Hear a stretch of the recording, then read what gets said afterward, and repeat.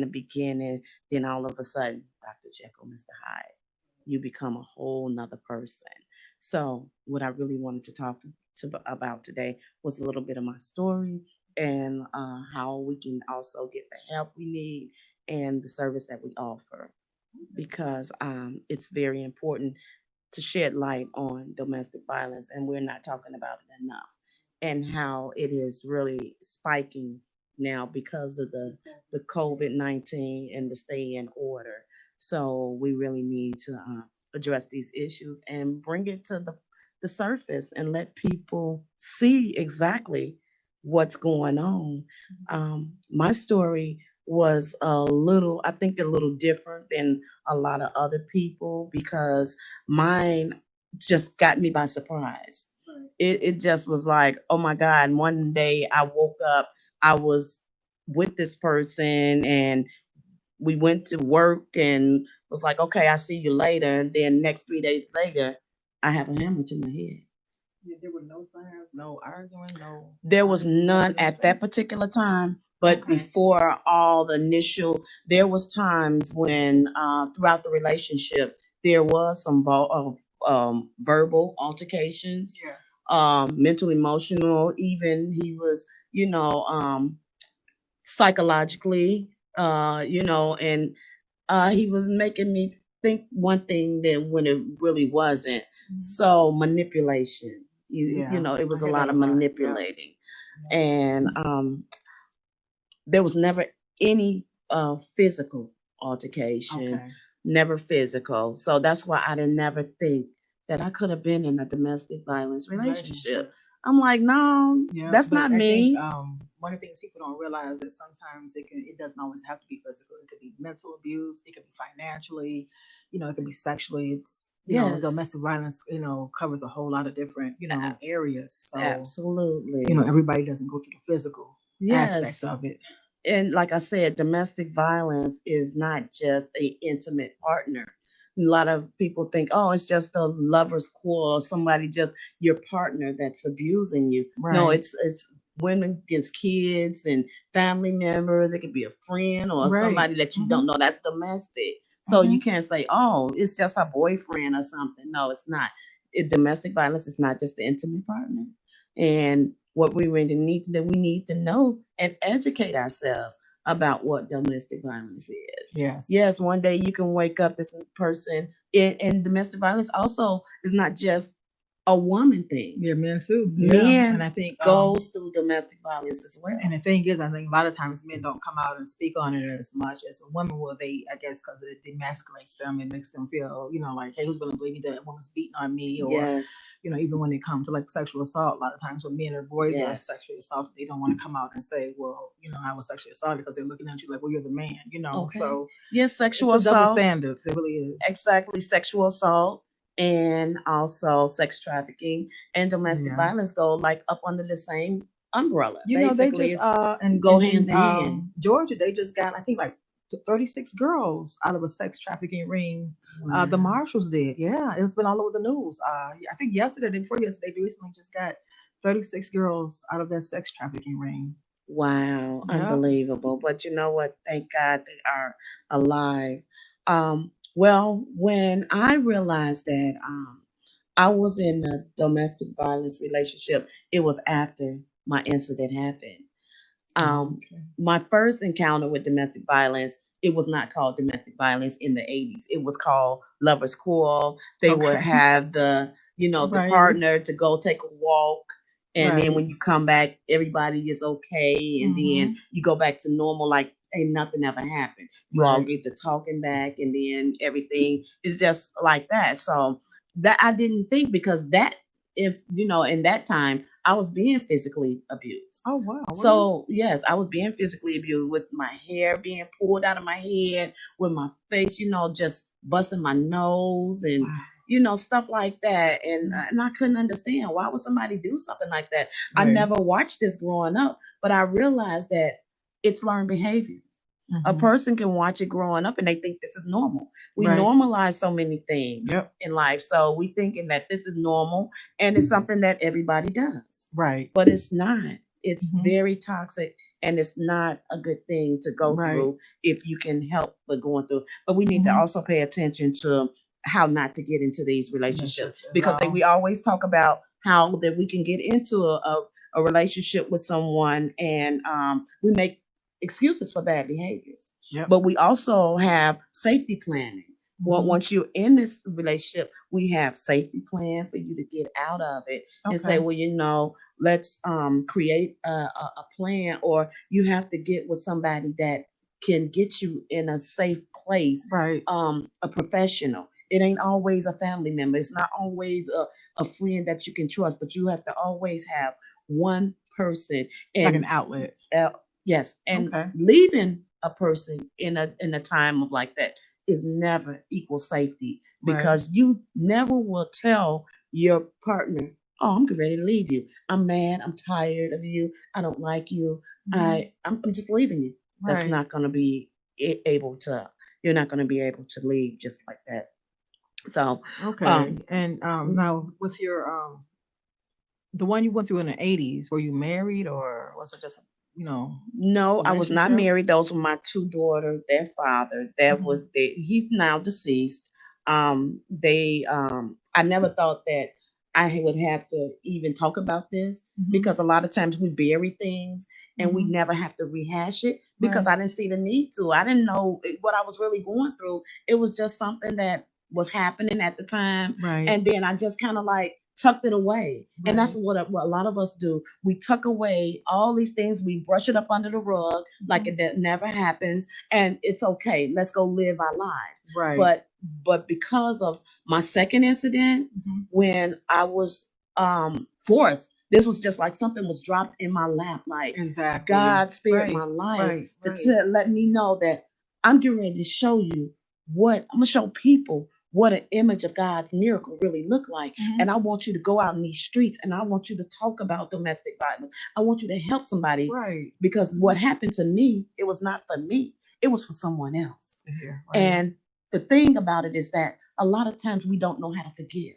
Mhm. We Can you imagine me waking up in a pool of blood by the partner that I trusted and I lived with? And I'm Right. thinking that, okay, I'm gonna forgive this person.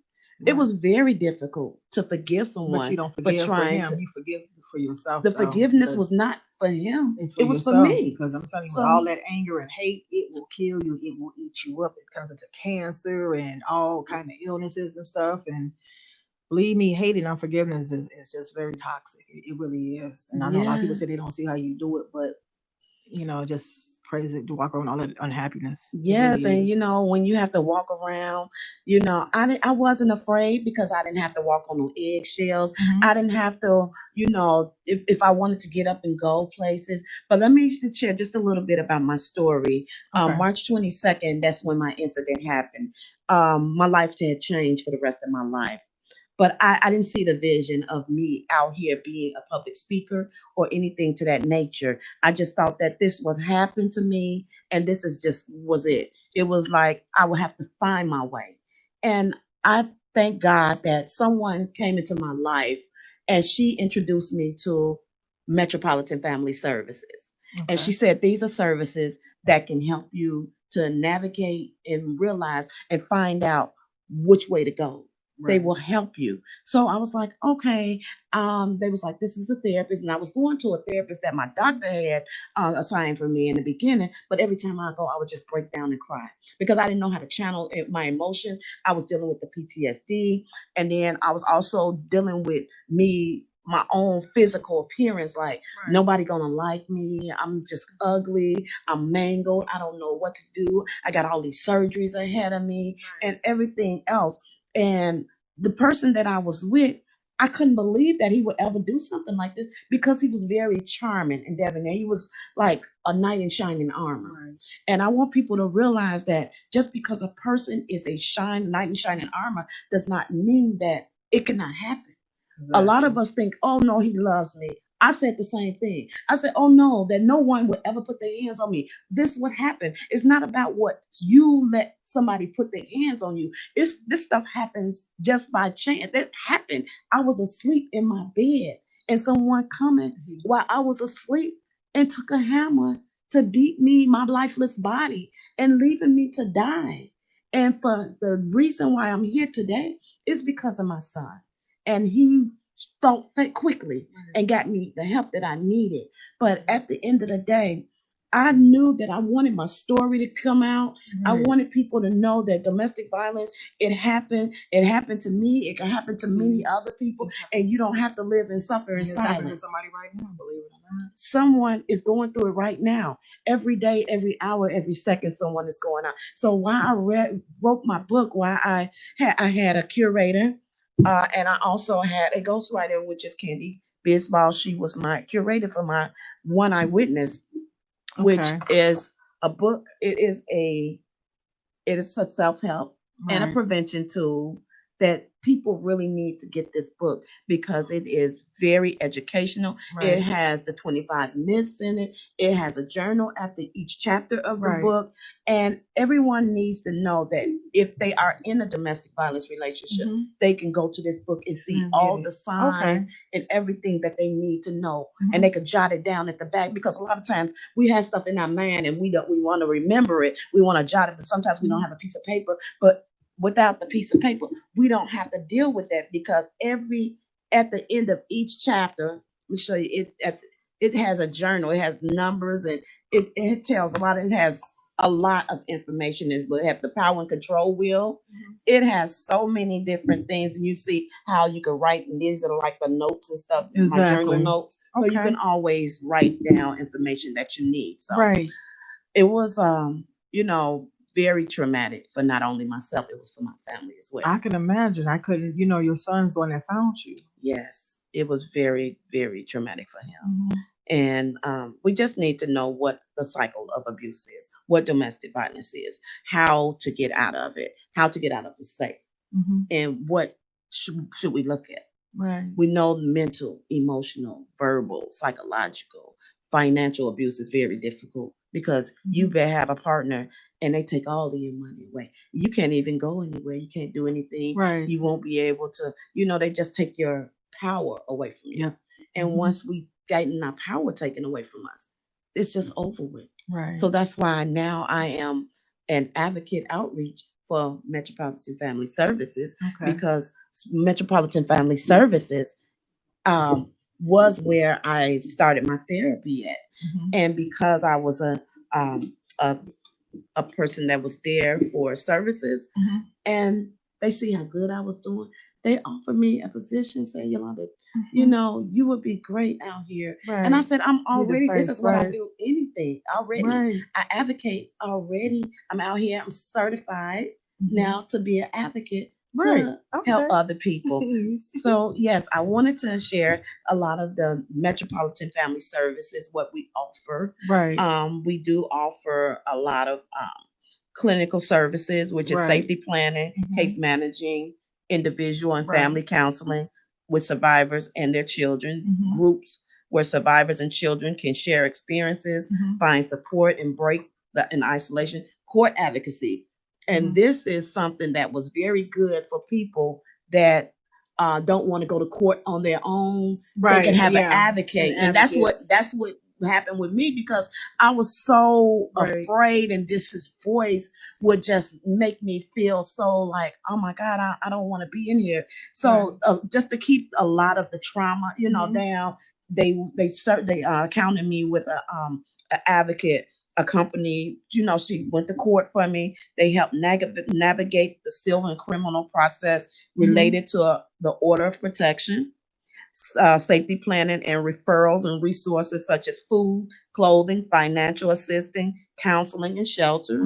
They also have the legal representation, order protection, dissolution of marriage, child support, child custody and divorce cases, division of property and debt, parenting, decision making, criminal prosecution, and supervised visitation and safety exchange. So these are a lot of things. So metropolitan locations, they have a North Side location center, a Calumet Center, a Midway Center, and Legal Aid Society at the general office downtown. So we offer so many things. This is like one-stop shop. It's under one umbrella. It has so many different services. So I'm grateful that I am a part of Metropolitan Family Services because they definitely help me. And a lot of people say, "Oh, I'm not going to go see a therapist. They can't help me. But it's to each its own. It's to everyone. And there's a lot of stigmas that they consider you Stigma. crazy if you want to go see a therapist, a counselor, Or that's a psychiatrist, shrink. Why would you go tell them your business? psychologist or something. But those back in the day, it's just the stigmas and taboos in Oh, our yes, community. taboo. It's I think definitely a stigma. it doesn't have to. Everybody goes through some sort of grief or sadness. I mean, you can lose your job and it can Oh, cause sadness. yes, absolutely. It's not always about a lot of different things. Mhm. Everybody has some kind of emotion, and Yes. so I don't know why people just are afraid to still go see counselors or doctors or therapists. It's just Yes. got to stop the stigma. Right. I believe it's very important. And yes, due to the stigma and the, what people think about domestic violence, they feel like what's done in the home stays in the home. Yep. You don't tell your business to nobody. And Why are you sharing that kind of information with right. people? And that's because that's an embarrassment to our And family. rape victims too. I've had a lot of rape victims tell me that they didn't get justice as when they were kids because back then it was what goes on in my house stays on. Absolutely. And then I've had a lot of women tell me that they're afraid to go report it because they're afraid of going Shame. to court. They don't want to be Embarrassment. ashamed of guilt. They don't want to be judged, stuff Nope. like that. So Absolutely. you have a lot of women walking around here with a lot of built-in anger and pain and Yes.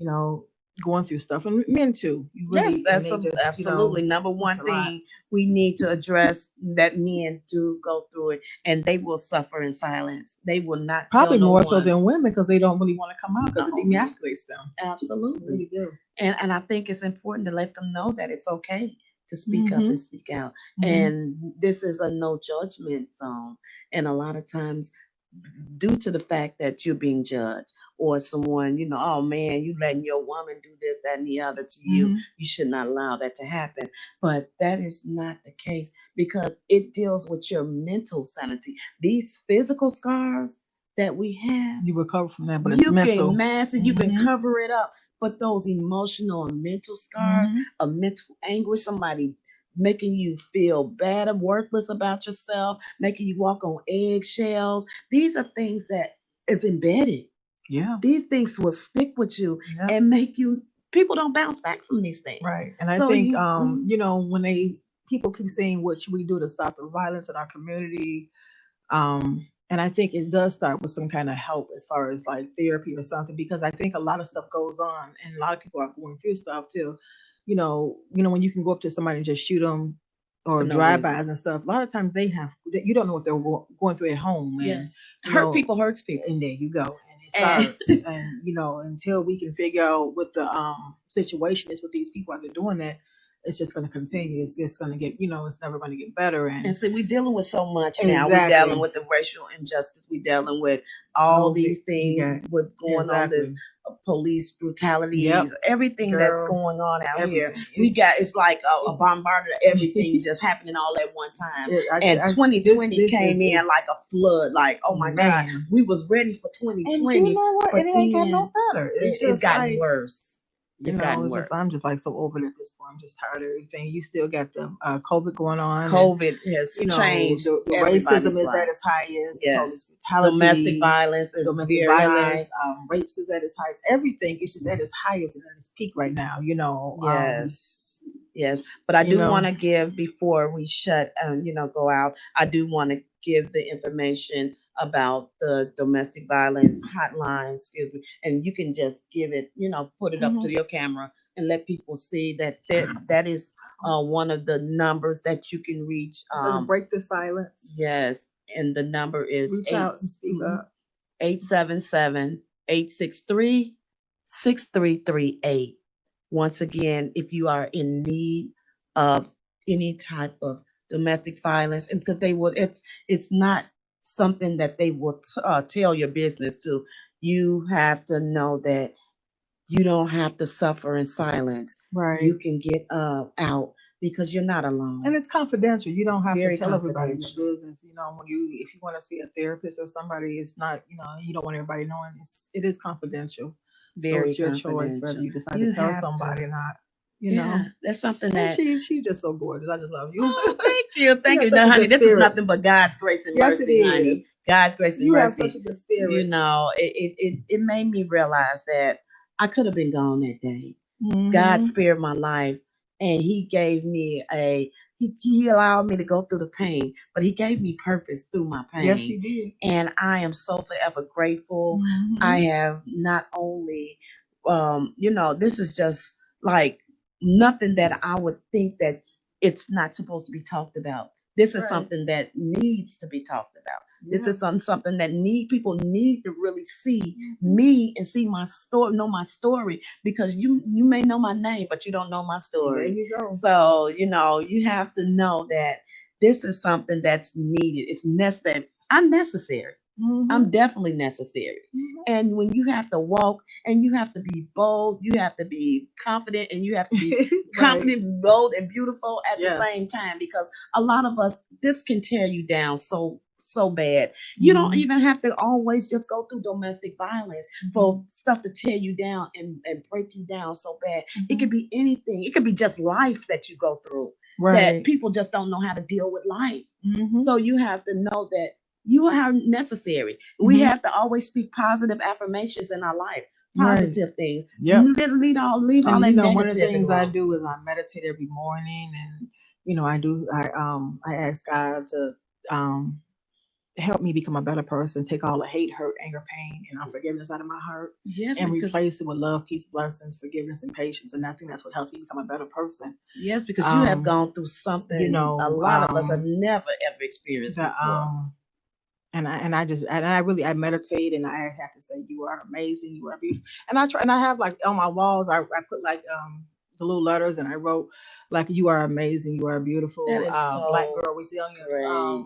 It's just Yes. each wall has something nice Now and that give positive. me And an I do idea. my candles, and I have my little different crystals and stuff. That's and it helps good. me, because Lord, I think I probably would have been off the deep end by now. Yeah, but you know You what? know, I am so so happy to see you, and you doing good, you and too, honey. and I'm sure that there are moments that you will, Mhm. reflect and say, you know what? Because why do I have to lose my child? Mhm. And I can't never experience, Right. really tell you how I feel about what you're going through, because I've never experienced that. But I Mhm. can sympathize, Oh and I can yeah. say, I will pray for you, and anything you Right. need from Mhm. me, I'm there. And vice So versa. always remember that there are good people out here. There are Mhm. some that just I guess, want to grab a hold of your coattail and just hang on just for the ride. But there's Yeah. some genuine people that really are there for people, because I had to Exactly. realize that, man, everybody is not going to be who you think, and you cannot call everybody your friend.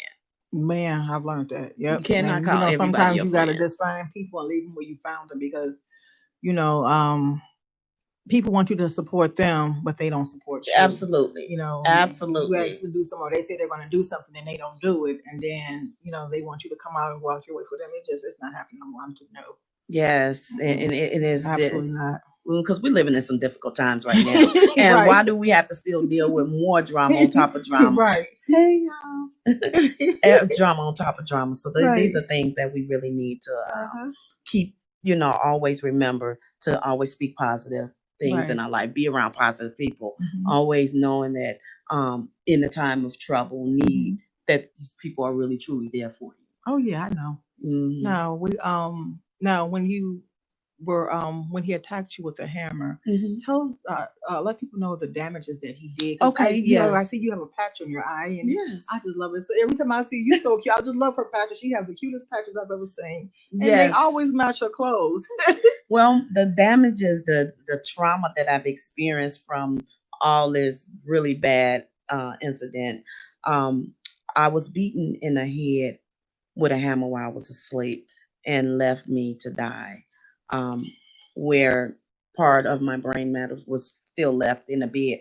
When I came to, I couldn't understand what was going on. I'm trying to figure out, why am I bleeding out of my nose, my mouth, and what is all this stuff in the bed?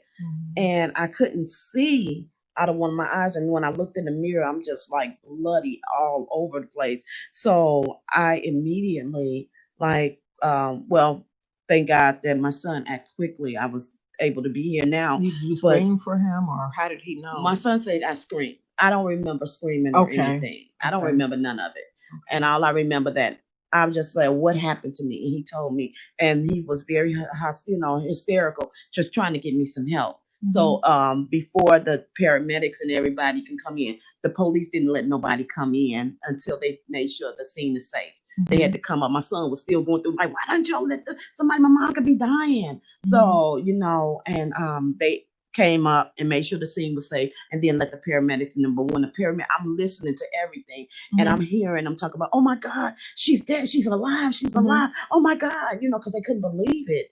And they was like, wow. And I just kept telling them, don't let me die, don't let me die. And they were telling me, oh no, you're not gonna die. You are talking. So by the time that I got to the hospital, I was in so bad of a shape. And that's when my daughter came in. She didn't want to go. She sent her husband in first. And he was like, it's bad. So after that, all I can remember that the people in the hospital, because I went to the University of Chicago hospital where they took me initially, but because I was in too bad of a shape, they told me, oh no, we can't do anything for her here. She's in too bad of a shape. So they had to airlift me to Mount Sinai Hospital. So all I can remember is them telling me when I wake up they told me, well, I remember before then they told me, well, you sustained so many injuries that we're going to have to take your left eye out. Is it okay? Wow. And I can remember saying, okay. But after that, they had to put a metal plate in my skull because he crushed my skull, broke every last bone on the left side of my face. All the bones were broken and shattered. And that's why they had to take my eye out, because it was so badly damaged that it was no good anymore. So they had to remove my eye. They had to put braces on my teeth because I couldn't even put my teeth down. Wow. They had to put the braces. I was with braces in my teeth because at first they wanted to wire my mouth. My daughter was like, no, they put braces on my teeth. I had that in my mouth. I was on a liquid diet for 6 months. Wow. And from the 6 months, I have no taste buds or no sense of smell.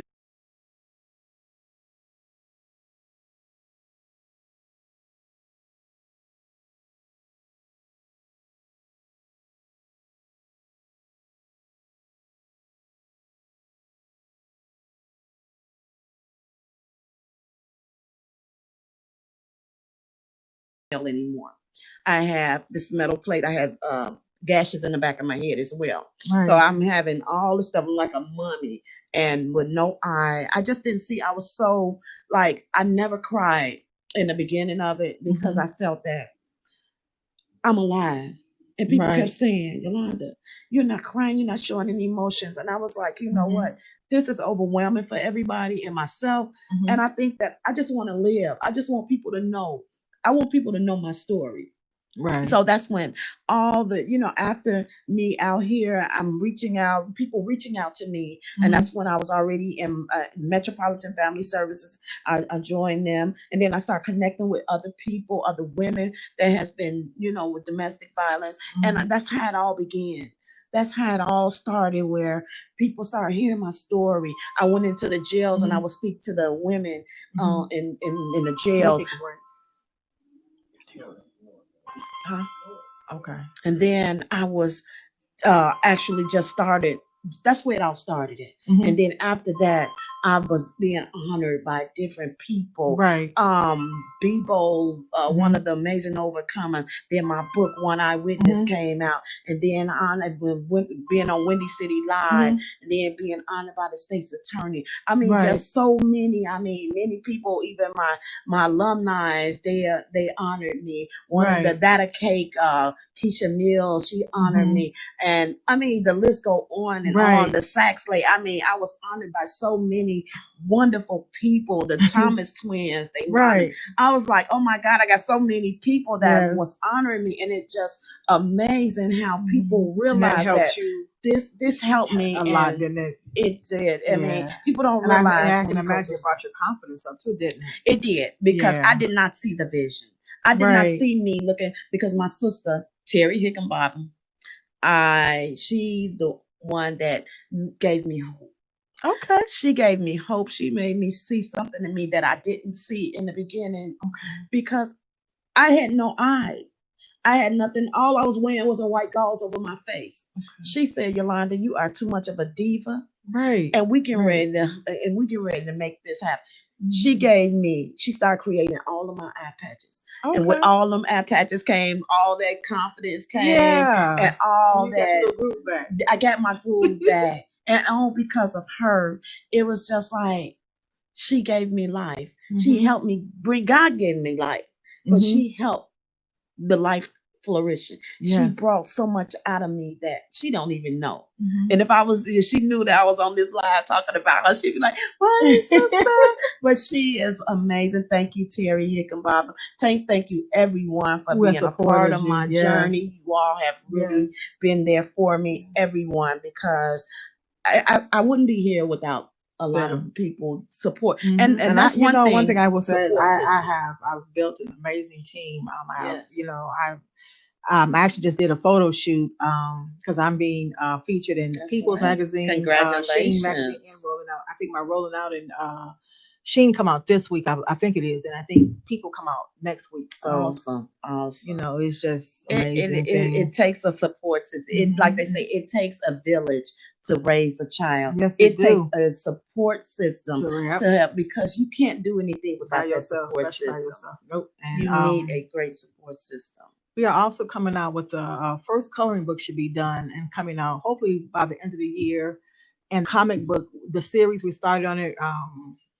My PR Nikita, she's actually working on the script for it now. Awesome. So once she gets the script written, or then we'll start the comic book strip or comic book series, which we're going to turn into a Netflix series, Black Girl Resilience, a Netflix series. Then we're coming out with our own lip gloss. It has my logo, MJG Movement, on here, and a little box says MJG Movement.